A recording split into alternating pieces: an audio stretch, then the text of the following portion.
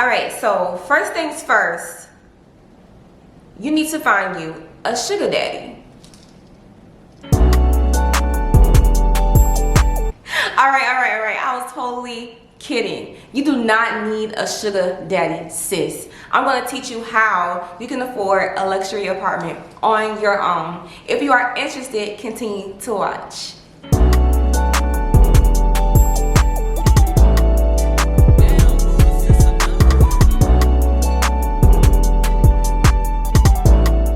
What's up, y'all? It's your girl Tiara, aka Heavenlyerra, and I am back with another video. If you are new here, welcome, and if you are a returning subscriber, thank you so much for rocking with me. In today's video, I'm going to be giving you some tips on how you can afford a luxury apartment. Okay, so key number one, you have to have steady income coming in. You can't just be out here just trying to figure out where your money is coming from every single month in order to pay your rent and other bills that you have to pay. You have to have steady income. Yes, I do have a job. Believe it or not, a lot of people, I guess for the past couple of years, did not know that I was working a 9-to-5 job. I definitely was. Actually, it was 8 to 5. I definitely had a full-time job. I no longer work that job anymore. Praise the Lord. I do have a new career, and I do have steady income coming in from that career. I don't care what kind of job you work.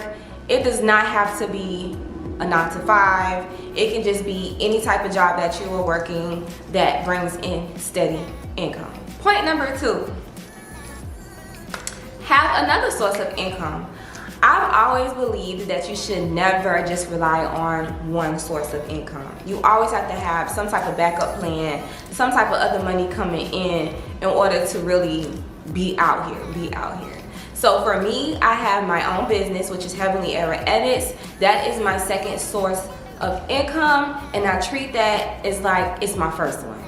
I don't even try to really rely on my first source, even though I know it's steady income. I enjoy making income on my own as well. It doesn't have to be that you have your own business. Everybody does not have to start their own business. You should never feel pressure to start your own business. I know that is the new thing in 2020, 2021 to have your own business, but you do not have to have your own business. You can do any other side hustle. I know of people doing like Uber Eats, people are doing Postmates, Instacart, Uber, any of those things that you can find, you can get you know, another source of income, even if you have like a side hustle, but make sure it's legal. Key point number three, make sure you save. Especially before you try to get a luxury apartment, make sure you save your coins. Have some type of financial goals. I know for myself, I made sure that my account was looking a certain way before I moved, because at the end of the day, anything can happen, y'all know that. But I always feel a sense of security knowing that I do have additional funds sitting in an account that I do not touch. I set my financial goals and I definitely stick to them. Make sure your account is sitting at, I would say, if you can, 2 months worth of savings at least in your account.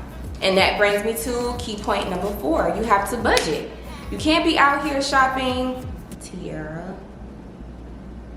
You cannot be online shopping all the time. You cannot go out with your friends all the time and spend, Tiara. But if you don't need it, don't get it. I know y'all hear this a lot, but make sure you budget. I am now the budget queen. I literally take a notebook. I write down all of my bills for the month, write down my income for the month, and I decide where my funds are going. Literally, I can give you an example. So right now I get paid weekly. Yeah, I get paid weekly. So what I do is I literally transfer all of my money to my savings. I'll probably leave myself like $100 or $200 depending on how I'm feeling, and that is what I'm going to survive on for a week. And sometimes I don't use all of it, especially if I go grocery shopping. That's another thing. Go grocery shopping so you don't eat out, Tiara. That will definitely help with your budgeting, because if you're like me, I know I spend most of my money on food. Sometimes I do not feel like cooking. You're gonna have those days, but get you some groceries so you won't have to eat out. Yeah, so I give myself the $100 to $200, and that is my goal for the week. And the next week when I get paid, if depending on, okay, so say if I have $120 left in my account for the week, I literally only give myself $80 extra from my other funds, and I literally transfer all of my money to my savings, literally. So I do not touch it and do not spend. And then that way, my other second source of income, whatever I make, I keep it. And if that ever happens, sometimes I'll treat myself to something nice, unless bills are here. That is another thing. So when it's time to pay my bills, the first of the month, I pay all of my bills for the month and get it over with. That actually helps me out a lot. I don't even know my PIN number to my savings card. Like, literally, I don't. Maybe I'll do another video on budgeting because it's a lot and I'm just talking more about budget. But budgeting is very important. Point number 5. I'm not sure if you're familiar with this term, the debt snowball, but it was created by Dave Ramsey. I really follow him on Instagram and I think YouTube. I watch a lot of his videos. He basically teaches you how to get out of debt. So with me, I don't have a lot of debt. My biggest debt is student loans, which is above me. You see, you can't even see my hand. That's how above me it is. So basically the debt snowball is you start from the bottom and work your way up. So you start with your lowest debt first, pay that off, whatever your minimum balance or whatever it was that you were paying for that lowest debt, you use that and you pay the second highest thing. So that is the debt snowball. If you would like more information, I will try to leave the link down below. Number 6, you live within your means. Live within your means. I know the thing is now, you gotta be flashy, you gotta have the labels, you gotta have all this other extra stuff. But sis, do you want a bag or do you want a luxury apartment? Someplace nice that you want to lay your head and feel good about life. Cause trust me, I feel amazing in this apartment. I feel so much better. I feel like your place of residence is very important to your mental health and your overall well-being. And I think that is more important than a Chanel bag, than some shoes. If you can't go, say no. Don't try to go and use your credit cards.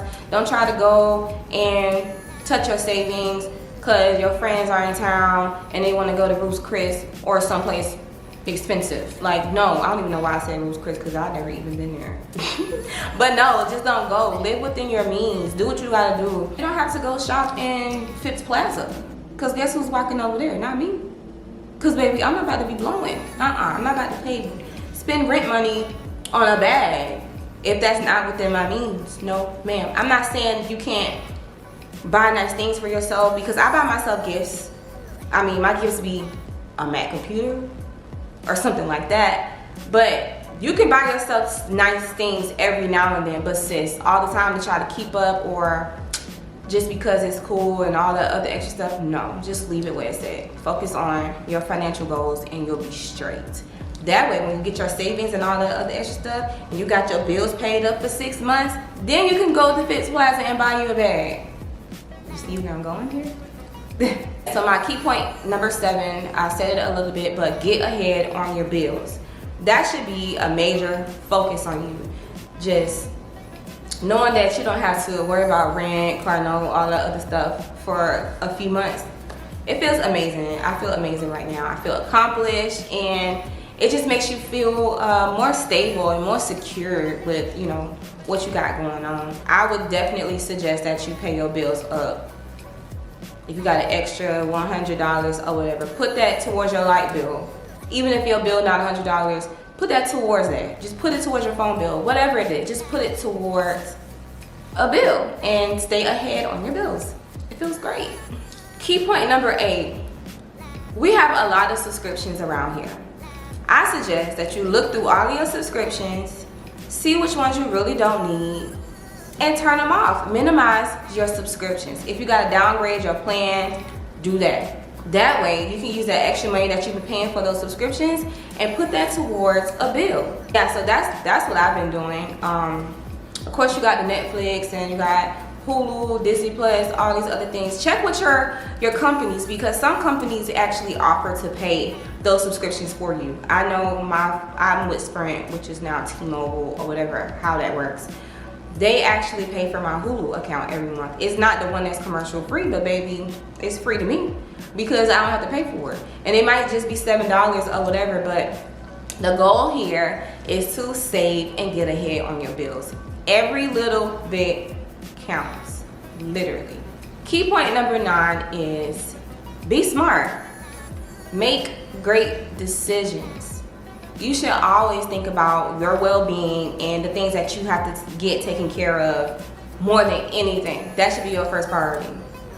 Like I said earlier, if it's not within your means, don't do it. Don't go, don't buy, just don't. Be smart. Be smart. And point number 10, this is the most important point of them all, and that is to pray.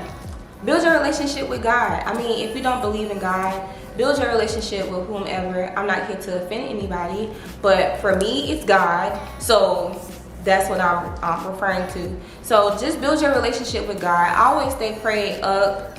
Always talk to Him. Always ask Him to lead you and guide you in the right direction, to provide, and making sure y'all are besties, because He is definitely the ultimate provider, and He's going to make sure that you are good. Trust me. Alright, so those were my top 10 key points on how to afford a luxury apartment. I really hope that these things work for you. I really hope that they encourage you and inspires you to get your own luxury apartment. You can definitely do it. Of course, you know, it always depends on what type of job you have and different things. I didn't want to start with all the boring things about life. You have to have good credit, you have to have good rental history, all that. Like, that is just, you know that. But I just really wanted to give you some points on how to continue, once you get the luxury apartment, to continue to keep living in a luxury apartment, because you've got to afford to live here. You can't just live here for free, sis. So again, I hope these points encourage you and inspires you to take that leap if you can't afford it. If it's within your means and you can't afford it, there you go. I got some key points for you. If you have any questions besides where I live, because people have been asking me where I live, I cannot tell you where I live. I can't. If you have any other questions, feel free to leave a comment below, or you can DM me on Instagram at Heavenlyerra. And I'm very friendly, so I'm going to respond to you. I'll see you guys in my next video. I will be doing another video showing you how I budget every month with my finances. Yeah, so I'm gonna let you guys go. Make sure you like this video, comment down below if you have something nice to say, and subscribe to my channel for more great content. I'll see you all in my next video.